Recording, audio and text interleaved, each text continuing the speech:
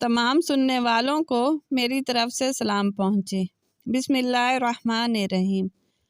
رمضان میں قرآن پڑھتے وقت یہ 3 غلطی کبھی مت کرنا۔ قرآن حکیم وہ واحد کتاب ہے جس کے ایک حرف کی تلاوت پر 10 نیکیاں ملتی ہیں۔ حضرت عبداللہ بن مسعود رضی اللہ عنہ روایت کرتے ہیں، جس نے کتاب اللہ کا ایک حرف پڑھا، اس کے لیے اس کے حوض ایک نیکی ہے، اور ایک نیکی کا ثواب 10 گنا ہوتا ہے۔ میں نہیں کہتا الف لام میم ایک حرف ہے، بلکہ الف ایک حرف، لام ایک حرف اور میم ایک حرف ہے۔ تلاوت قرآن افضل ترین عبادت میں سے ہے۔ حضرت نعمان بن بشیر رضی اللہ عنہ بیان کرتے ہیں کہ حضور نبی اکرم صلی اللہ علیہ وسلم نے فرمایا، میری امت کی سب سے افضل عبادت تلاوت قرآن ہے۔ یہ عظیم کتاب، اس میں تا جہاں تلاوت کی بے پناہ فضیلت ہے۔ رمضان المبارک کے بابرکت مہینے میں نازل ہوئی، اس لحاظ سے قرآن حکیم اور رمضان المبارک کا آپس میں گہرا تعلق ہے۔ رمضان المبارک میں قرآن مجید کی تلاوت کرنے والا گویا اس تعلق کو مضبوط مستحکم کرتا ہے۔ حضور نبی اکرم صلی اللہ علیہ وسلم کی متعدد احادیث مبارکہ اس بات کی دلیلیں ہیں کہ آپ صلی اللہ علیہ وسلم رمضان المبارک میں قرآن حکیم کی تلاوت فرماتے اور جبرائیل امین علیہ السلام کو سناتے۔ حضرت عبداللہ بن عباس رضی اللہ عنہ سے مروی ہے، حضرت جبرائیل امین رمضان کی ہر رات میں آپ صلی اللہ علیہ وسلم سے ملاقات کرتے اور آپ صلی اللہ علیہ وسلم کے ساتھ قرآن کا دورہ کرتے۔ مزید برآں روز قیامت تلاوت قرآن کا اہتمام کرنے والوں اور اس کے معنی سمجھنے والوں کی شفاعت خود قرآن حکیم فرمائے گا۔ حضرت عبداللہ بن عمر رضی اللہ عنہ بیان کرتے ہیں، حضور نبی اکرم صلی اللہ علیہ وسلم نے فرمایا، قیامت کے دن روزہ اور قرآن دونوں بندے کے لیے شفاعت کریں گے۔ روزہ کہے گا، اے میرے رب، میں نے اس شخص کو دن کے وقت کھانے پینے اور دوسری نفسیانی خواہشات سے روکے رکھا، بس تو اس شخص کے متعلق میری شفاعت قبول فرما۔ قرآن کہے گا، اے میرے رب، میں نے اس شخص کو رات کے وقت جگائے رکھا، بس اس کے متعلق میری شفاعت قبول فرما۔ آپ صلی اللہ علیہ وسلم نے فرمایا، ان دونوں کی شفاعت قبول کی جائے گی۔ ناظرین، رمضان المبارک کا مہینہ چل رہا ہے۔ رمضان میں قرآن مجید پڑھنے کا شوق ہمارے اندر بہت زیادہ ہو جاتا ہے۔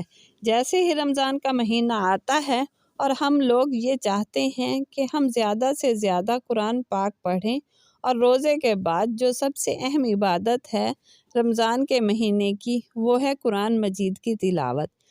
لیکن قرآن مجید کی تلاوت کرتے ہوئے کچھ باتوں کا خیال رکھنا بہت ضروری ہے۔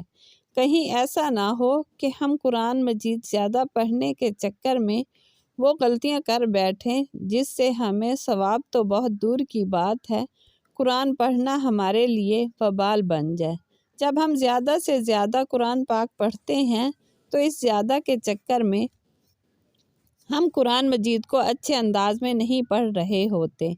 ہم قرآن مجید کو جلدی جلدی پڑھ رہے ہوتے ہیں کہ پڑھتے ہوئے قرآن مجید کے الفاظ کٹ جاتے ہیں، تو پھر یہ طریقہ مناسب نہیں۔ قرآن مجید آپ پڑھیں تو اس بات کا بہت خیال رکھیں کہ قرآن مجید کے جو الفاظ ہیں وہ بال ہیں اور بالکل صاف نکل رہے ہوں، کیونکہ جلدی میں اگر زبر زیر کی بھی غلطی ہو جائے تو وہ آیت بگڑ جائے گی اور اس کا ترجمہ بالکل بدل جاتا ہے۔ تو قرآن مجید پڑھنے میں اس بات کا بڑا خیال رکھیں۔ بعض لوگ بڑے فخر سے بتاتے ہیں، میں تو 10 منٹ میں پارہ پڑھ لیتا ہوں۔ ایسا ہرگز نہ کریں، کیونکہ اگر آپ کی ان غلطیوں کی وجہ سے قرآن پاک کا ترجمہ بدل جائے تو آپ بہت بڑے گناہ کے مرتکب ہوں گے اور سزا بھی کڑی سے کڑی ہوگی۔ اس کا بہت خیال رکھنا چاہیے، کیونکہ اللہ تعالیٰ قرآن مجید پڑھنے والے کی صفات دیکھتا ہے، اس کی مقدار ہرگز نہیں دیکھتا۔ حدیث میں آتا ہے جو شخص قرآن مجید کو پڑھ رہا ہو لیکن زبان اس کے ساتھ نہیں دے رہی ہو، لیکن وہ پڑھنے کی کوشش کر رہا ہے، اٹک رہا ہے، اللہ کے نبی صلی اللہ علیہ وسلم نے ارشاد فرمایا کہ اس اٹکنے والے کو 2 گنا اجر ملتا ہے، جیسے کہ ارشاد ہے، اور اے حبیب قرآن کو وقوف، اعراب، تمام کیفیات، مفہوم، معنی کے ساتھ خوب ٹھہر ٹھہر کر پڑھ، ہم عنقریب آپ پر ایک بھاری فرمان نازل کریں گے۔ قرآن مجید کو صاف آواز میں پڑھنا چاہیے۔ اکثر لوگ قرآن تو پڑھتے ہیں لیکن ہونٹ نہیں ہلتے کہ قرآن مجید کو آپ دل ہی دل میں پڑھ رہے ہو، لیکن وہ قرآن مجید کی تلاوت نہیں کہلائے گی۔ اسی لیے آپ اگر قرآن مجید پڑھ رہے ہوں، چاہے ایسا پڑھو چاہے زور سے پڑھو، لفظوں کی ادائیگی آپ کی زبان سے ہونا ضروری ہے، جیسے کہ قرآن پاک میں ارشاد ہے، اور قرآن کو ہم نے جدا جدا کر کے اتارا تاکہ آپ اسے لوگوں پر ٹھہر ٹھہر کر پڑھیں، اور ہم اسے رفتہ رفتہ حالات اور مسائل کے مطابق ترجیحاً اتارا ہے۔ بظاہر قرآن پاک کھلا ہوا ہے اور آپ کے نہ تو ہونٹ چل رہے ہیں نہ زبان چل رہی ہے، تو دیکھنے میں ایسا لگے گا کہ لفظوں کی مکمل ادائیگی نہیں ہو رہی۔ اکثر لوگ بالکل ہونٹ بند رکھتے ہیں، ان کے ہونٹ حرکت نہیں کر رہے، بس نظریں چل رہی ہیں کہ بس لائنوں پر نظریں چل رہی ہوتی ہیں۔ تو یہ قرآن مجید کو صرف دیکھنا ہے، یہ قرآن مجید کو پڑھنا نہیں، یا اس میں بھی ہم کہہ سکتے ہیں قرآن مجید دل میں پڑھا جا رہا ہے، لیکن قرآن مجید دیکھنے کا ثواب تو ملے گا، دل ہی دل میں قرآن مجید پڑھنے کا ثواب مل سکتا ہے، لیکن قرآن مجید پڑھنے کا جو اصل ثواب ہے وہ آپ کو نہیں ملے گا۔ اسی لیے اگر آپ ایسا سے بھی قرآن پڑھ رہے ہیں تو زبان سے آپ کے لفظوں کی ادائیگی ہونا ضروری ہے۔ تو یہ غلطیاں ہیں جو قرآن مجید کی تلاوت کرتے وقت ہم کرتے ہیں، جو ہمیں بالکل بھی نہیں کرنی چاہیے۔ حضرت ابو ہریرہ رضی اللہ عنہ بیان کرتے ہیں، حضور نبی اکرم صلی اللہ علیہ وسلم کے ساتھ حضرت جبرائیل سال میں ایک دفعہ قرآن کریم کا دورہ کیا کرتے تھے، لیکن جس سال آپ صلی اللہ علیہ وسلم کا وصال مبارک ہوا، اس سال 2 مرتبہ دورہ کیا۔ پہلے آپ صلی اللہ علیہ وسلم ہر سال 10 روز اعتکاف فرمایا کرتے تھے، لیکن جس سال آپ صلی اللہ علیہ وسلم کا وصال ہوا، اس سال میں روز اعتکاف فرمایا۔ اس حدیث کو امام بخاری، ابو داؤد اور نسائی نے روایت کیا ہے۔ حضرت عائشہ صدیقہ رضی اللہ تعالیٰ عنہ فرماتی ہیں، حضرت فاطمہ الزہرا سلام اللہ علیہ تشریف لائیں، اور ان کا چلنا ہو بہو حضور نبی اکرم صلی اللہ علیہ وسلم کے چلنے جیسا تھا۔ آپ صلی اللہ علیہ وسلم نے اپنی لگتی جگر کو خوش آمدید کہا اور اپنے دائیں یا بائیں جانب بٹھایا، چپکے سے ان سے کوئی بات کہی تو وہ رونے لگی۔ میں نے ان سے پوچھا، آپ کیوں رو رہی ہیں؟ پھر آپ صلی اللہ علیہ وسلم نے ان سے کوئی بات چپکے سے کہی تو وہ ہنس پڑی۔ بس میں نے کہا کہ آج کی طرح میں نے خوشی کو غم کے اتنے نزدیک کبھی نہیں دیکھا۔ میں نے حضرت فاطمہ الزہرا سلام اللہ علیہ سے پوچھا، آپ سے حضور نبی اکرم صلی اللہ علیہ وسلم نے کیا فرمایا تھا؟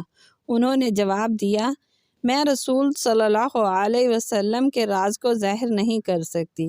جب حضور نبی اکرم صلی اللہ علیہ وسلم کا وصال ہو گیا تو میں نے ان سے اس بارے میں پھر پوچھا تو انہوں نے جواب دیا، آپ صلی اللہ علیہ وسلم نے مجھ سے یہ سرگوشی کی تھی کہ جبرائیل امین ہر سال میرے ساتھ قرآن مجید کا ایک بار دورہ کیا کرتے تھے، لیکن اس سال 2 مرتبہ دورہ کیا ہے۔ میرا خیال یہی ہے کہ میرا وقت وصال آن پہنچا ہے، اور بے شک میرے گھر والوں میں سے تم ہو جو سب سے پہلے مجھ سے ملو گی۔ اس بات نے مجھے رلا دیا۔ پھر آپ صلی اللہ علیہ وسلم نے فرمایا، کیا تم اس بات پر راضی نہیں کہ تم تمام جنتی عورتوں کی سردار ہو، یا تمام مسلمان عورتوں کی سردار ہو؟ تو اس بات پر میں ہنس پڑی۔ یہ حدیث متفقہ علیہ ہے۔ حضرت ابو ہریرہ رضی اللہ عنہ سے روایت ہے، حضور نبی اکرم صلی اللہ علیہ وسلم نے فرمایا، حسد رشک تو بے شک 2 آدمیوں سے ہی کرنا جائز ہے۔ پہلا وہ شخص جسے اللہ تعالیٰ نے قرآن پڑھنا سمجھنا سکھایا تو وہ رات اور دن کے اوقات یعنی صبح و شام کثرت سے اس کی تلاوت کرتا ہے، تو اس کا پڑوسی اسے قرآن پڑھتے ہوئے سنتا ہے تو کہہ اٹھتا ہے کہ کاش مجھے بھی اس کی مثل قرآن عطا کیا جاتا تو میں بھی اسی کی طرح عمل کرتا جس طرح یہ کرتا ہے۔ اور دوسرا وہ شخص جسے اللہ تعالیٰ نے مال بخشا اور وہ اسے اللہ تعالیٰ کی راہ میں صرف کرتا ہے، دوسرا شخص اسے دیکھ کر کہتا ہے کہ کاش مجھے بھی اتنا مال ملتا جتنا اس سے ملا ہے تو میں بھی اسی طرح عمل کرتا جس طرح یہ کرتا ہے۔ یہ حدیث متفقہ علیہ ہے۔ حضرت عبداللہ بن عمر رضی اللہ عنہ بیان کرتے ہیں، رسول صلی اللہ علیہ وسلم نے فرمایا، روزہ اور قرآن بندے کے لیے قیامت کے دن شفاعت کریں گے۔ روزہ کہے گا، اے میرے رب، میں نے اسے کھانے پینے اور خواہش نفس سے روکے رکھا، لہٰذا اس کے لیے میری شفاعت قبول فرما۔ اور قرآن کہے گا، اے میرے رب، میں نے اسے رات کے وقت نیند سے روکے رکھا اور قیام اللیل میں مجھے پڑھتا یا سنتا رہا، لہٰذا اس کے حق میں میری شفاعت قبول فرما۔ رسول اللہ صلی اللہ علیہ وسلم نے فرمایا، دونوں کی شفاعت قبول کر لی جائے گی۔ اللہ تعالیٰ ہمیں دین اسلام کی مکمل سمجھ نصیب فرمائے اور ہمیں بہتر عمل کرنے کی توفیق عطا فرمائے، آمین۔ اس کے ساتھ ہی اس طرح کی مزید اسلامی ویڈیو دیکھنے کے لیے چینل کو لائک کریں، شیئر کریں اور سبسکرائب کریں۔ دعاؤں میں یاد رکھیں، اپنا خیال رکھیں۔ اللہ حافظ۔